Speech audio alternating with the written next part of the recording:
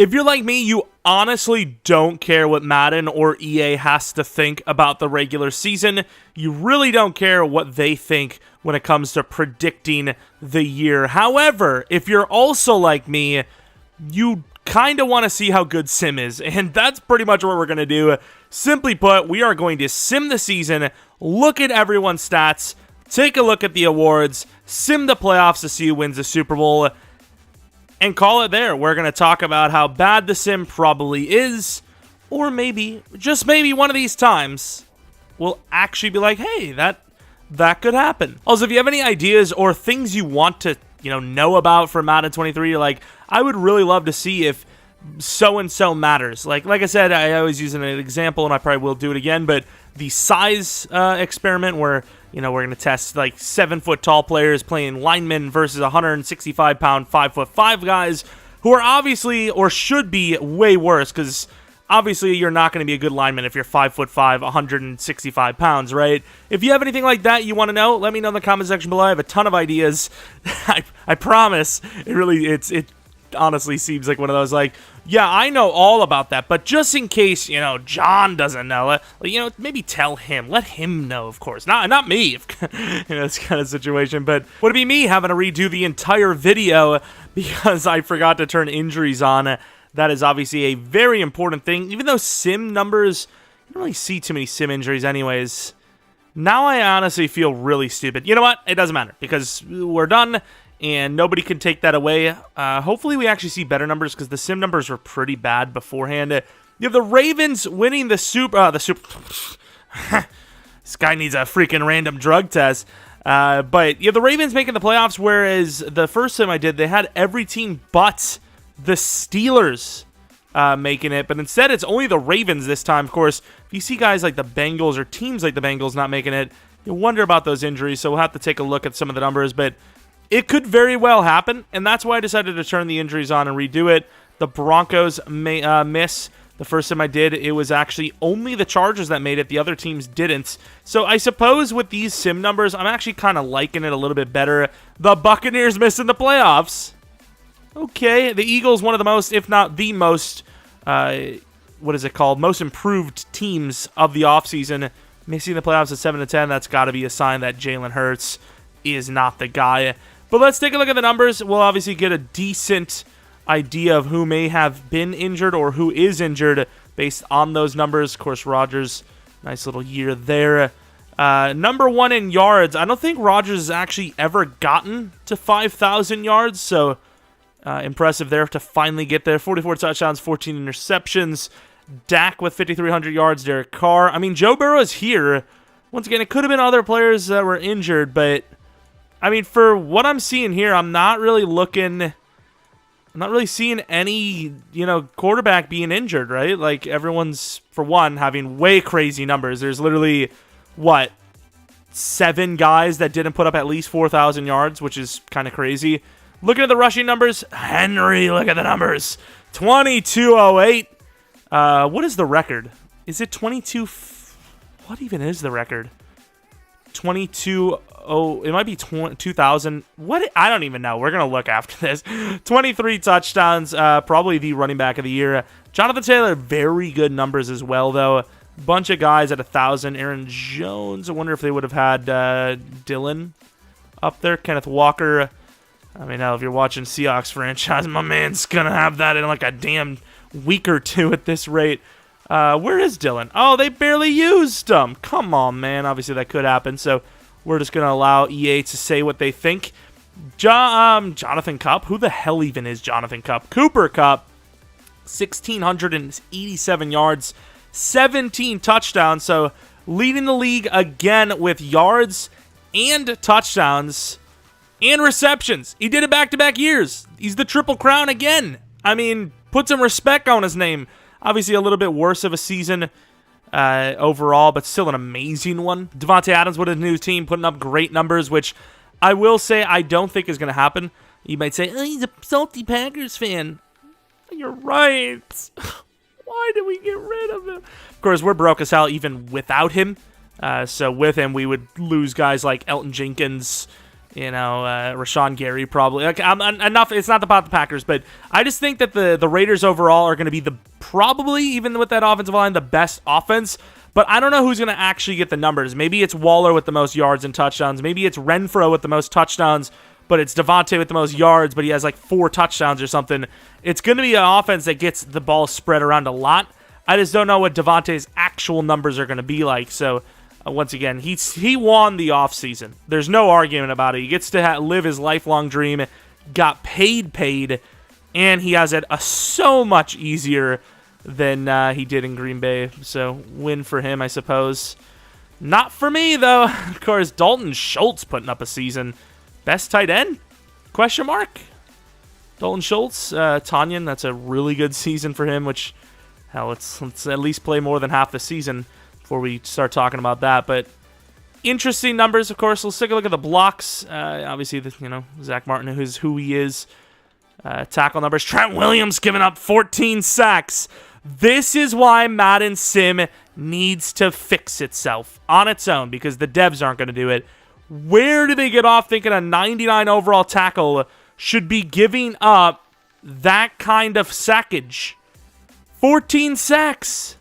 And especially when Trey Lance, their quarterback now, is an athletic one. Just that alone, if you're a trash tackle, you should be able to not give up that many, because then a quarterback might be able to avoid some. But Trent Williams giving up 14 sacks.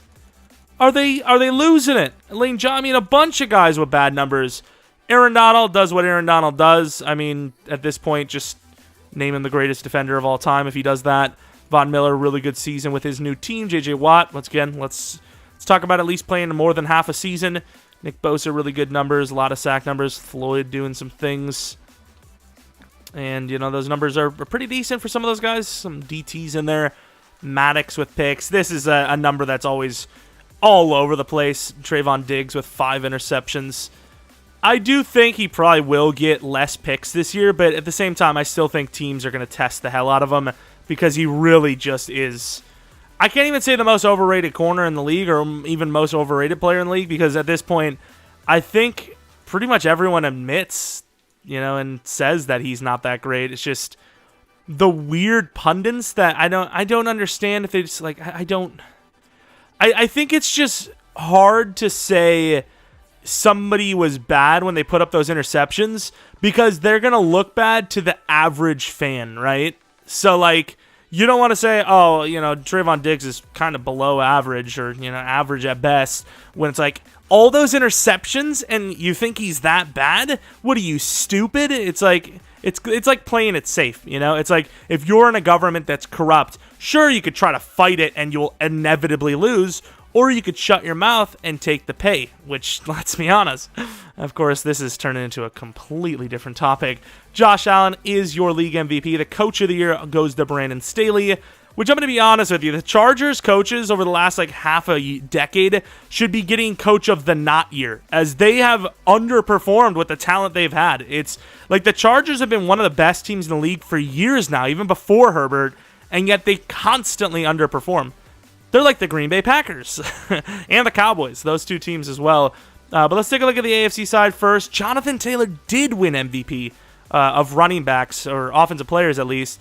Maybe his receiving numbers were better. Von Miller with the Defensive Player of the Year. Breece Hall with the Offensive Rookie of the Year. A couple of other players in there, specifically Jets players. I almost just died. I'm glad I got through that. Devin Lloyd, Rookie of the Year. Guy that in our Jags rebuild we kind of didn't use because Muma has star and he does not. Best quarterback, Josh Allen, as you would expect, since he was literally the MVP. Derrick Henry, pure running back. Better than Jonathan Taylor because they don't factor in the receiving stats for that. Keenan Allen, the best wide receiver. O-line, Creed Humphrey. Nice. So the one thing I do like about this year is that they don't just go off of overall like before. As you can see, A.J. Cann and Connor Williams are there. I will say one of the things that we've had troubles with in our online league is trying to decide how would you decide who should get a dev up, because not allowing sacks doesn't necessarily say you're the best lineman, especially in the game. So it's kind of tough, but at the same time, I agree that if you're going to do it, that's the only way to do it. If you're going to give a best O-line award, it should go by the least amount of sacks allowed within 800 snaps minimum, right? Something like that. Of course, Von Miller, Defensive Player of the Year, who's going to get Best D-Line. Melvin Ingram, the Best Linebacker. Nice to see his name up there. DB of the Year goes to Shaquille Griffin. And then Kicker of the Year goes to Tyler Bass. Looking at the NFC side now, Offensive Player of the Year, Cooper Kupp, obviously, because he was literally God tier again. Aaron Donald, looking great. Same team dominating. Defensive Player of the Year, the greatest of all time now at this rate. Jameson Williams. Can't really be a favorite for Offensive Rookie of the Year, as I'm pretty sure he's going to miss a lot of the season. Aiden Hutchinson, Defensive Player Rookie of the Year. So the Lions, I mean, as we already know, it seems definitely had themselves a very good draft. Dak, best quarterback for the NFC. CMC, once again, let's play at least more than half a season.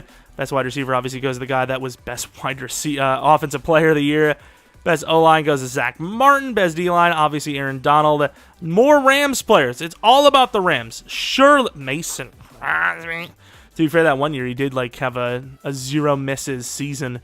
But let's go on to the Super Bowl and see who is in there. And it's going to be the Bills versus the Cowboys, with the winner being the Bills. I was really waiting for the Cowboys to win, so I could have said everybody's favorite. You know, when a lot of people, they're like, oh, no, people don't like us, dude. Everyone hates us. It's us versus the world. The Cowboys fans, they can say that. Maybe they kind of bring it on themselves a bit, but they legitimately are hated by, the entire league. It really is that, bad. Of course, the Giants beating the Packers in the wild card round. If it's not the Niners, it's the Giants. That's all that can be said. If it's not the Niners beating the Packers in the playoffs, it's the Giants or the Seahawks. So the Chiefs winning against the Chargers. The Colts beating the Raiders. Bit of an upset in my opinion. Rams beating the Niners. The Ravens beating the Titans. That's a pretty easy matchup, to be honest. And then the Saints losing the Vikings. They've had some classic matchups recently. The Bills beating the Chiefs. You have the Cowboys smoking the Giants. The Colts beating the Ravens. Kind of easy run. And the Rams crushing the Vikings. Dallas beating the Rams. The Bills beating the Colts. And then, of course, like we knew, the Bills over the Cowboys. Of course, we can take a quick look at the league history. I think you actually do have to sim it once before it actually locks in, so we can see who was the Super Bowl MVP and all that. Little overview, kind of review, and then call it their league history. Of course, Super Bowl champion Bills, with Matt Milano being the Super Bowl MVP. That is going to be it for the Madden Predicts the 2022 NFL season. Of course, if you guys have any suggestions for video ideas you want to see in the future, the near future that is, of course, uploading tons of videos, probably 2 a day for the foreseeable future at this rate, to be honest. Let me know in the comment section below. If you guys enjoyed this one, maybe leave a like, subscribe if you're new. The subscribers, you guys have been killing it. So many new people joining in and, of course, subscribing. Maybe hit the notification bell. And, of course, most importantly, if you're not new, I really appreciate your continued support. It truly does mean a ton to me.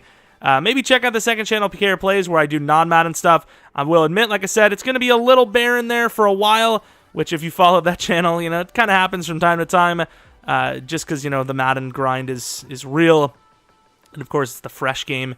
But definitely going to continue Far Cry, and then I want to get back into the original Spider-Man on PlayStation 4, to finish that, of course.